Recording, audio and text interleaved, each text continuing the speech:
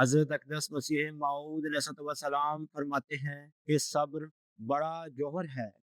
جو شخص صبر کرنے والا ہوتا ہے اور غصے سے بھر کر نہیں بولتا، اس کی تقریر اپنی نہیں ہوتی بلکہ خدا اس سے تقریر کراتا ہے۔ جماعت کو چاہیے کہ صبر سے کام لے اور مخالفین کی سختی پر سختی نہ کرے اور گالیوں کے عوض میں گالی نہ دے۔ فرمایا، جو شخص ہمارا مکذب ہے اس پر لازم نہیں کہ وہ ادب کے ساتھ بولے۔